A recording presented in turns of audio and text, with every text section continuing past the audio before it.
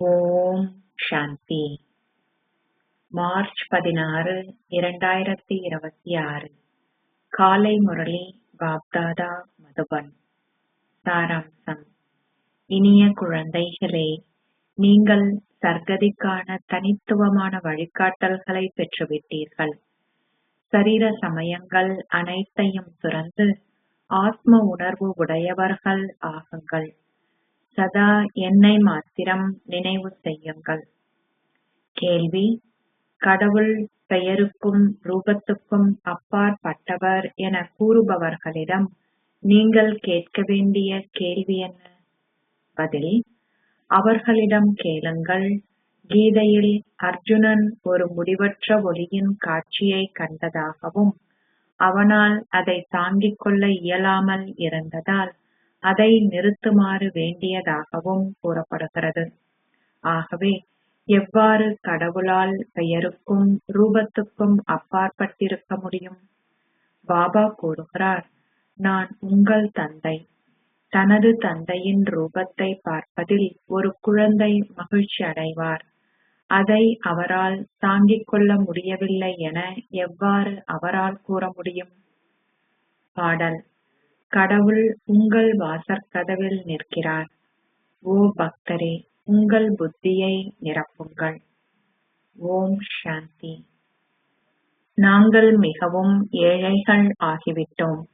ஓ பாபா, எங்கள் அனைவருடைய புத்தியையும் நிரப்புங்கள் என பக்தர்கள் பாடுகிறார்கள். பக்தர்கள் தொடர்ந்தும் பிறவி பிறவியாக இதை பாடுகிறார்கள்.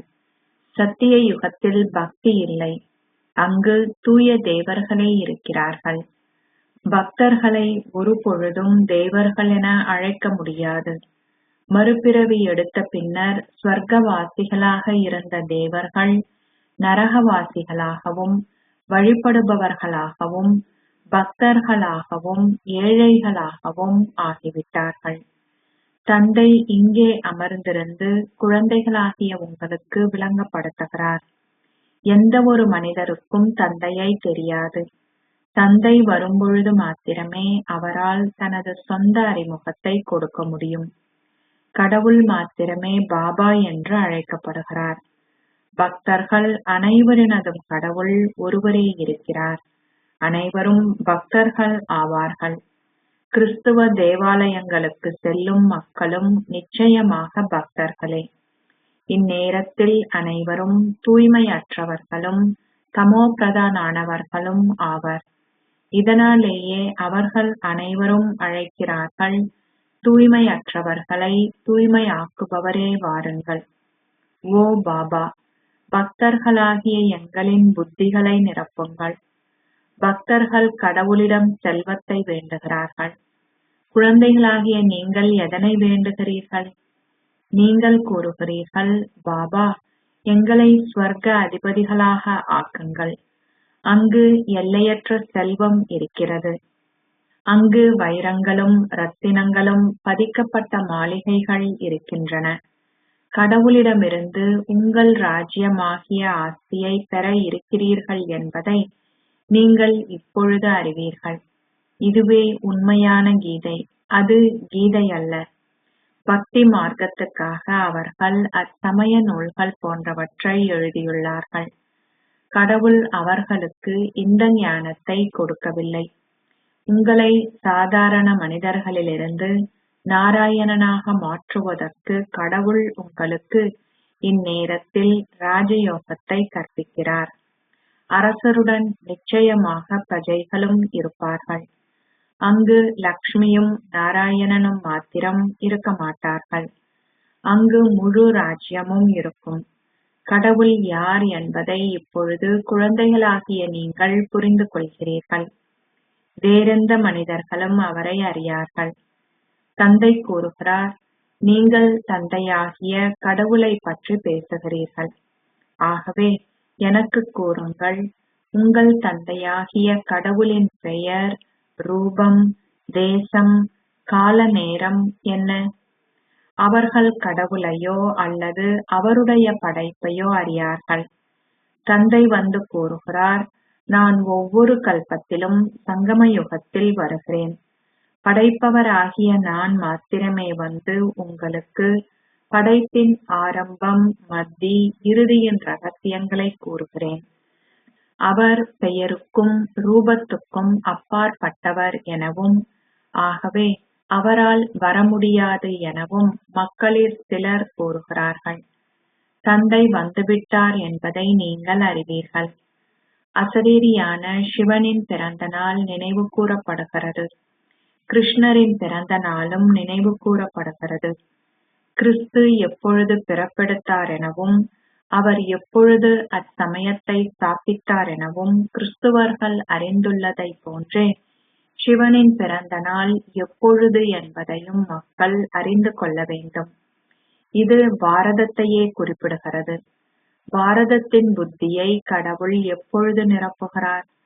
பக்தர்கள் அழைக்கிறார்கள், ஓ கடவுளே, எங்கள் புத்திகளை நிரப்புங்கள், எங்களை சர்க்கதிக்குள் எடுத்து செல்லுங்கள். ஏனெனில் நாங்கள் சீரழிந்தவர்களாகவும் தமோபிரதானாகவும் இருக்கிறோம்.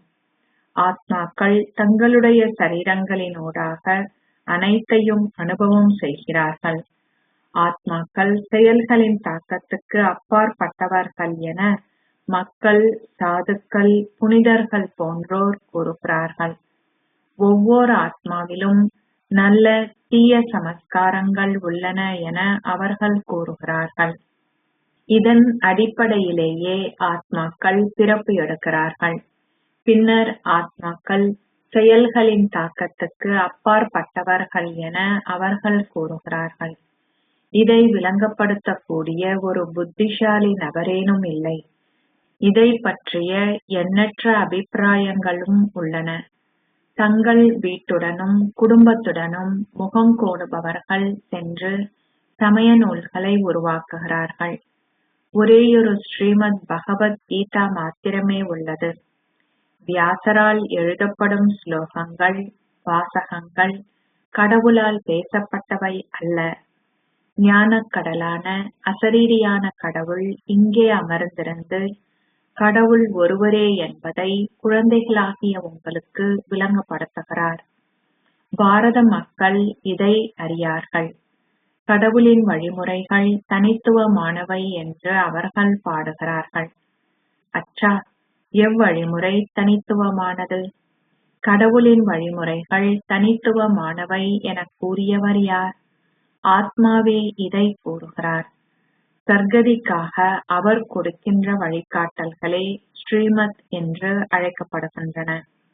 நான் வந்து உங்களுக்கு ஒவ்வொரு கல்பத்திலும் கூறுகிறேன், மன்மனா பவ்.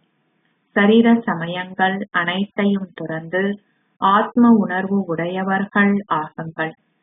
சதா என்னை மாத்திரம் நினைவு செய்யுங்கள். நீங்கள் இப்பொழுது மனிதர்களிலிருந்து தேவர்களாக ஆகுகிறீர்கள். லக்ஷ்மியும் நாராயணனுமாக ஆகுவதே இந்த ராஜயோகத்தின் இலக்கும் குறிக்கோளுமாகும். கற்பதனால் நீங்கள் ஓர் அரசராக ஆக முடிகின்ற வேறெந்த பாடசாலையும் கிடையாது. கீதையில் மாத்திரம் கூறப்படுகிறது, நான் குழந்தைகளாகிய உங்களுக்கு ராஜயோகத்தை கற்பிக்கிறேன். அரசர்கள் எவருக்கும் எந்த ராஜ்யமும் இல்லாத பொழுது மாத்திரமே நான் வருகிறேன். ஒரு மனிதர் கூட முற்றாகவே என்னை அறிய மாட்டார்கள். பாபா கூறுகிறார், குழந்தைகளாகிய நீங்கள் உருவாக்கியுள்ள பெரிய சிவலிங்கம் என்னுடைய ரூபம் அல்ல. கடவுள் ஓர் அனாதியான முடிவற்ற ஒளி எனவும் அவர் மிகவும் பிரகாசமானவர் எனவும் மக்கள் கூறுகிறார்கள். அர்ஜுனன் இதை பார்த்து கூறினான், அதை நிறுத்துங்கள், என்னால் அதை மேலும் தாங்கிக் கொள்ள முடியவில்லை. ஓ, ஆனால் ஒரு குழந்தை தனது தந்தையை பார்க்கும் பொழுது தன்னால் அவருடைய ரூபத்தை தாங்கிக் கொள்ள முடியவில்லை என கூறுவது எவ்வாறு சாத்தியமாகும்? தனது தந்தையை பார்ப்பதில் ஒரு குழந்தை சந்தோஷப்படுவார் இல்லையா? தந்தை கூறுகிறார், எனக்கு அத்தகையதொரு ரூபம் கிடையாது. நானே பரம தந்தை, அதாவது நானே அப்பால் வசிக்கும் பரமாத்மாவாகிய கடவுள் ஆவேன். கடவுளே மனித உலக விருட்சத்தின் விதை என்பதும் நினைவு கூறப்பட்டுள்ளது. பக்தர்கள் அவரை புகழ்கிறார்கள். சத்திய திரேதா யுகங்களில் எவரும் அவரை புகழ்வதில்லை. ஏனெனில் அங்கு சந்தோஷம் உள்ளது. துன்ப வேளையின் பொழுதே அனைவரும் கடவுளை நினைவு செய்கிறார்கள் எனவும், எவரும் அவரை சந்தோஷ வேளையின் பொழுது நினைவு செய்வதில்லை எனவும் கூறப்பட்டுள்ளது. மக்கள் இதன் அர்த்தத்தை புரிந்து கொள்வதில்லை. அவர்கள் தொடர்ந்தும் அதை கிளிகளைப் போன்று மீண்டும் மீண்டும் கூறுகிறார்கள். அங்கு எப்பொழுது சந்தோஷம் உள்ளது? அங்கு எப்பொழுது துன்பம் உள்ளது? இது பாரதத்தை பற்றிய விஷயமாகும். 5000 வருடங்களுக்கு முன்னர் அது ஸ்வர்க்கமாக இருந்தது. பின்னர் அது திரேதா யுகத்தில் 2 கலைகளால் குறைவடைந்தது. சத்திய திரேதா யுகங்களில் துன்பத்தின் குறிப்பே கிடையாது. அது சந்தோஷ தாமமாகும். ஸ்வர்க்கம் என கூறுவதனால் உங்கள் வாய் இனிப்பூட்டப்படுகிறது. ஸ்வர்க்கத்தில் எவ்வாறு துன்பம் இருக்க முடியும்? அங்கு கம்சன், ஜரசந்தன் போன்ற அசுரர்கள் இருந்தார்கள் என கூறப்பட்டுள்ளது. ஆனால் அது சாத்தியமல்ல. தீவிர பக்தி செய்வதனால் தாங்கள் காட்சிகளை காண்பார்கள் எனவும், கடவுளின் ஒரு காட்சியை காண்பது என்றால் கடவுளை சந்திப்பதாகும் எனவும் பக்தர்கள் நம்புகிறார்கள். அவர்கள் லக்ஷ்மியை வழிபட்டு அவருடைய ஒரு காட்சியை காணும் பொழுது தாங்கள் அனைத்தையும் அடைந்துவிட்டார்கள் என்று நம்புகின்றார்கள். அதனால் அவர்கள் சந்தோஷப்படுகிறார்கள். எவ்வாறாயினும் அது ஒன்றுமே இல்லை. அவர்கள் தற்காலிக சந்தோஷத்தை மாத்திரம் பெறுகிறார்கள். அவர்களுக்கு ஒரு காட்சி கிடைத்தது, அவ்வளவுதான். அவர்கள் முக்தியையோ அல்லது ஜீவன் முக்தியையோ பெற்றார்கள் என்பதல்ல, முற்றிலும் இல்லை. பாபா ஏனியை பற்றியும் எவ்வாறு பாரதம் அதி மேன்மையாக இருக்கிறது எனவும் விளங்கப்படுத்தியுள்ளார். கடவுளும் அதி மேன்மையானவர். லக்ஷ்மியும் நாராயணனுமே பாரதத்தில் அதி உயர்ந்த ஆஸ்தியை பெற்றவர்களாக இருந்தார்கள். அது ஸ்வர்க்கமாக இருந்த பொழுது அனைவரும் சதோ பிரதானாக இருந்தார்கள். பின்னர் கலியுக இறுதியில் அனைவரும் தமோ பிரதானாக இருக்கிறார்கள். தாங்கள் முழுமையாகவே தூய்மையற்றவர்களாக ஆகிவிட்டார்கள் என அவர்கள் அழைக்கிறார்கள். தந்தை கூறுகிறார், நான் சக்கரத்தின் சங்கம யுகத்தில் உங்களுக்கு ராஜயோகத்தை கற்பிப்பதற்கு வருகிறேன். என்னை மிக சரியாக நானாகவோ நான் எவ்வாறு இருக்கிறேன் எனவோ எவரும் அறிய மாட்டார்கள். உங்கள் மத்தியிலும் நீங்கள் செய்யும் முயற்சிகளுக்கேற்ப வரிசை கிரமமாகவே நீங்கள் என்னை அறிகிறீர்கள். அவர்களுக்கு ஏணியின் படத்தை காண்பியுங்கள். இதுவே பாரதத்தின் ஏணியாகும். சத்திய யுகத்தில் தேவர்கள் இருந்தார்கள். 5000 வருடங்களுக்கு முன்னர் பாரதம் அவ்வாறு இருந்தது. சமய நூல்களில் ஒவ்வொரு சக்கரத்தின் கால எல்லையை அவர்கள் 100,000 கணக்கான வருடங்கள் என காட்டியுள்ளார்கள். தந்தை கூறுகிறார், அது 100,000 கணக்கான வருடங்கள் அல்ல, 5000 வருடங்கள் மாத்திரமே ஆகும். சத்திய திரேதா யுகங்கள் புதிய உலகமும், துவாபர கலியுகங்கள் பழைய உலகமும் ஆகும். அது அரைக்கு அரைவாசியாகும். பாரத மக்களாகிய நீங்கள் புதிய உலகில் வசித்தீர்கள். தந்தை விளங்கப்படுத்துகிறார், இனிய குழந்தைகளே, நீங்கள் இப்பொழுது உங்கள் பிறவிகளை அறிவீர்கள். ஆனால் அங்கு ஓர் ரதம் போன்றவற்றை பற்றிய குறிப்பு ஏதும் கிடையாது. கிருஷ்ணர் சத்திய யுகத்தின் ஓர் இளவரசர். கிருஷ்ணரின் அதே ரூபத்தை ஒரு தெய்வீக காட்சியின்றி காண முடியாது. அவர் சத்திய யுகத்தில் உயிருள்ள ரூபத்தில் இருந்தார். அவருக்கு வேறெந்த நேரத்திலும் அந்த அதே ரூபம் மீண்டும் இருக்க முடியாது. அவருடைய பெயர், ரூபம், தேசம், கால நேரம் என்பவை மாறுகின்றன. அவர் 84 பிறவிகளை எடுக்கிறார். 84 பிறவிகளில் அவர் 84 பெற்றோர்களை பெறுகிறார். அவருக்கு வேறுபட்ட பெயர்கள், ரூபங்கள், தொழில்கள் உள்ளன. இது பாரதத்துக்கான ஏணி மாத்திரமே. நீங்கள் இப்பொழுது பிராமண குலத்தின் அலங்காரங்கள். முன்னைய கல்பத்திலும் தந்தை உங்களை தேவர்களாக ஆக்கினார். நீங்கள் அங்கு அதி மேன்மையான செயல்களை புரிந்தீர்கள். நீங்கள் 21 பிறவிகளுக்கு சதா சந்தோஷமாக இருந்தீர்கள். பின்னர் யார் உங்களை சீரழிவிற்குள் அழைத்து வந்தார்? நான் உங்களுக்கு முன்னைய கல்பத்திலும் சர்க்கதியை அருளினேன். பின்னர் 84 பிறவிகளை எடுக்கையில் நீங்கள் நிச்சயமாக கீழே வரவேண்டியிருந்தது. நீங்கள் சூரிய வம்சத்தில் 8 பிறவிகளையும் சந்திர வம்சத்தில் 12 பிறவிகளையும் எடுத்தீர்கள். தொடர்ந்தும் இவ்வழியில் கீழே வந்தீர்கள். நீங்கள் வழிபட தகுதி வாய்ந்த தேவர்களாக இருந்தீர்கள். நீங்கள் இப்பொழுது வழிபடுபவர்கள் ஆகிவிட்டீர்கள். பாரதம் இப்பொழுது ஏழையாகிவிட்டது. கடவுள் பேசுகிறார், நீங்கள் 100% தூய்மையாகவும் செழிப்பாகவும் சதா ஆரோக்கியமானவர்களாகவும் சதா செல்வந்தர்களாகவும் இருந்தீர்கள்.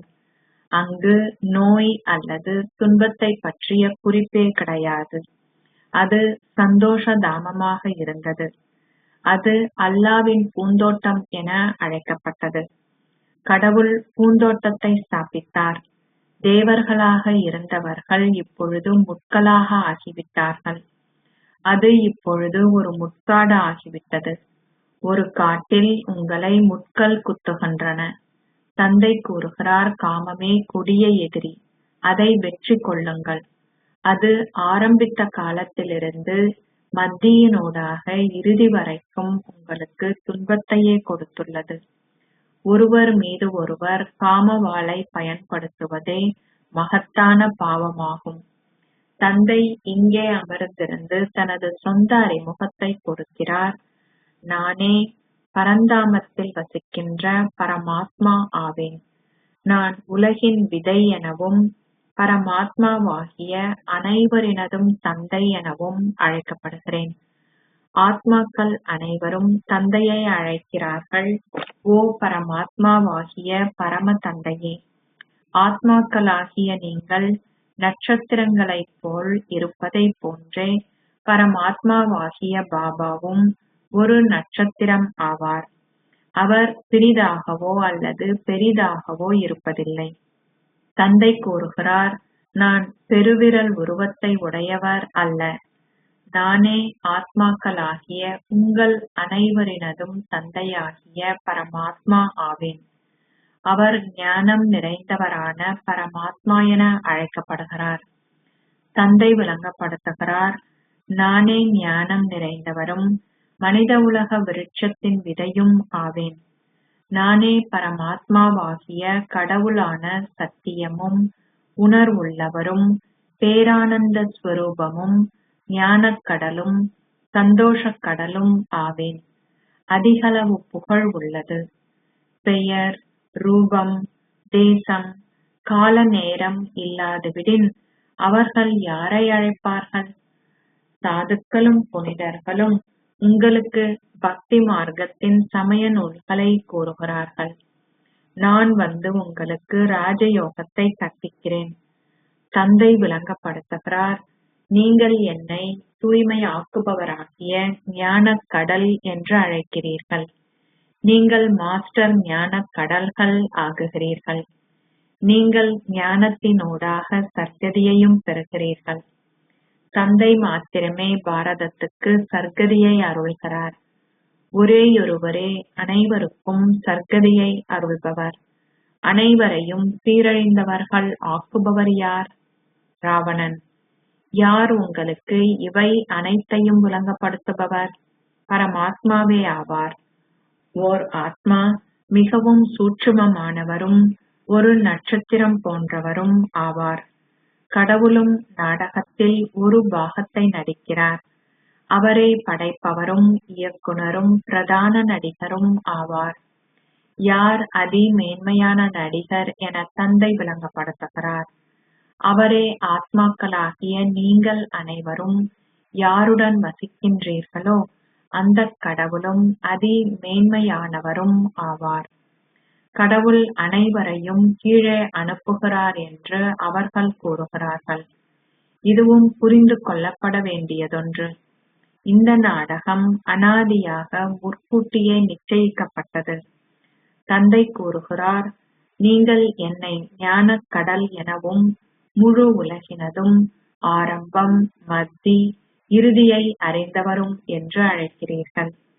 இவர் வேதங்களையும் சமய நூல்களையும் கற்றவர் என தந்தை அறிவார். தந்தை கூறுகிறார், நான் உங்களுக்கு சமய நூல்கள் அனைத்தினதும் சாராம்சத்தை பிரஜாபிதா பிரம்மாவினூடாக கூறுகிறேன். விஷ்ணுவின் தொப்புள் கொடியிலிருந்து பிரம்மா வெளித்தோன்றியதாக காண்பிக்கப்பட்டுள்ளது. அவர் எங்கே வெளித்தோன்றினார்? இங்கு மனிதர்கள் நிச்சயமாக இருக்க வேண்டும். பிரம்மா அவருடைய தொப்புள் கொடியிலிருந்து வெளிப்பட்டார். பின்னர் கடவுள் இங்கே அமர்ந்திருந்து உங்களுக்கு வேதங்கள், சமய நூல்கள் அனைத்தினதும் சாராம்சத்தை இவரினூடாக விளங்கப்படுத்தினார். தனது சொந்த பெயர், ரூபம், தேசம், கால நேரத்தை பற்றியும் அவர் உங்களுக்கு விளங்கப்படுத்தியுள்ளார். அவரே மனித உலக விருட்சத்தின் விதையாவார். எவ்வாறு இவ்விருட்சம் உருவாக்கப்பட்டு பராமரிக்கப்பட்டு பின்னர் அழிக்கப்படுகிறது என்பதை எவரும் அறியார். இது பல்வகை விருட்சம் என அழைக்கப்படுகிறது. அவர்கள் அனைவரும் தங்களுக்குரிய நேரத்தில் வரிசை கிரமமாக கீழே வருகிறார்கள். நான் முதலாவதாகிய தேவ தர்மத்தை ஸ்தாபிக்கிறேன், ஏனெனில் அந்த தர்மம் இப்பொழுது இல்லை. தந்தை கூறுகிறார், அனைவருடைய புத்தியும் மிகவும் சீரழிந்ததாக ஆகிவிட்டது. மக்கள் தேவர்களையும் லக்ஷ்மி நாராயணனையும் வழிபடுகிறார்கள். ஆனால் இவ்வுலகில் அது எப்பொழுது அவர்களுடைய ராஜ்யமாக இருந்தது என்பதை பற்றிய எதனையும் அவர்கள் அறியார்கள். பாரதத்தின் அந்த தேவ தர்மம் இப்பொழுது இல்லை. விக்கிரகங்கள் மாத்திரமே எஞ்சியுள்ளன. அச்சா, இனிமையிலும் இனிமையான அன்புக்குரிய, எப்போதோ தொலைந்து இப்போது கண்டுபிடிக்கப்பட்டிருக்கும் குழந்தைகளுக்கு உங்கள் தாய் தந்தையாக இருக்கும் பாப் தாதாவின் அன்பும் நினைவுகளும் காலை வந்தனங்களும். ஆன்மீக தந்தை ஆன்மீக குழந்தைகளுக்கு நமஸ்தே சொல்கிறார். ஆன்மீக குழந்தைகள் ஆன்மீக தந்தைக்கு நமஸ்தே சொல்கின்றனர். தாரணைக்கான சாராம்சம். 1. மாஸ்டர் ஞான கடல்களாகி தூய்மையற்றதை தூய்மையாக்குகின்ற சேவை செய்யுங்கள். தந்தை உங்களுக்கு விளக்கியுள்ள சமய நூல்கள் அனைத்தினதும் சாராம்சத்தை நினைவு செய்து சதா முகமலர்ச்சியுடன் இருங்கள். 2. ஒவ்வொரு கணத்திலும் ஒரேயொரு தந்தையின் ஸ்ரீமத்தை பின்பற்றுங்கள். சரீர சமயங்கள் அனைத்தையும் துறந்து ஆத்ம உணர்வு உடையவர்கள் ஆகுவதற்கு முயற்சி செய்யுங்கள். ஆசீர்வாதம். நீங்கள் விரிவாக்கம் அனைத்தையும் அதன் சாரத்திற்குள் அமிழ்த்தி உங்களின் ஸ்திதியை மேன்மையான ஒளி மற்றும் சக்தி வீடாக ஆக்குவீர்களாக. தந்தையைப் போல் ஒளி மற்றும் சக்தி வீடாக ஆகுவதற்கு எந்தவொரு சூழ்நிலையையும் நீங்கள் பார்க்கும்போது அல்லது கேட்கும்போது அதன் சாரத்தை புரிந்து கொண்டு அதை ஒரு வினாடியில் அமிழ்த்துவதை அல்லது மாற்றுவதை பயிற்சி செய்யுங்கள். ஏன் அல்லது என்ன என்ற விரிவாக்கத்திற்குள் செல்லாதீர்கள். ஏனென்றால் எந்த வகையான விரிவாக்கத்திற்குள்ளும் செல்வதன் மூலம் சக்தியும் நேரமும் வீணாக்கப்படும். எனவே விரிவாக்கங்கள் அனைத்தையும் அமிழ்த்தி அதன் சாரம் என்ற ஸ்திதியில் ஸ்திரமாக இருப்பதை பயிற்சி செய்யுங்கள். இவ்வாறு செய்வதன் மூலம் உங்களால் ஆத்மாக்கள் பலரும் ஒரு வினாடியில் இந்த ஞானம் அனைத்தினதும் சாரத்தை அனுபவம் செய்ய வைக்க முடியும். ஸ்லோகம். உங்களின் மனோபாவத்தை சக்தி வாய்ந்தது ஆக்குங்கள். சேவை இயல்பாகவே அதிகரிக்கும். அவ்யக்த சமிக்கை. உங்கள் நம்பிக்கை என்ற அத்திவாரத்தை பலப்படுத்தி சதா பயமற்றவராகவும் கவலையற்றவராகவும் இருங்கள். உங்களின் நம்பிக்கை அத்திவாரம் பலமானதாக இருக்கும்போது இலகு யோகிகளான நீங்கள் தூய மென்மையான சுபாவத்தையும் நல்லாசிகளின் மனோபாவத்தையும் ஆத்ம உணர்வு பார்வையையும் கொண்டிருப்பீர்கள். உங்களின் செயல்பாடுகளிலும் உங்களின் முகங்களிலும் ஒவ்வொரு கணமும் இலகுவான தன்மையின் பிரகாசம் அனுபவம் செய்யப்படும். எனவே ஒவ்வொருவரின் சிறப்பியல்பையும் உங்களின் விழிப்புணர்வில் வைத்திருந்து ஒருவரோடு ஒருவர் நம்பிக்கை உடையவராக இருங்கள். எந்த ஒரு சூழ்நிலையிலும் உங்களின் நோக்கங்கள் எதிர்மறையாக இருந்தால் அவை மாறிவிடும். ஓம் சாந்தி.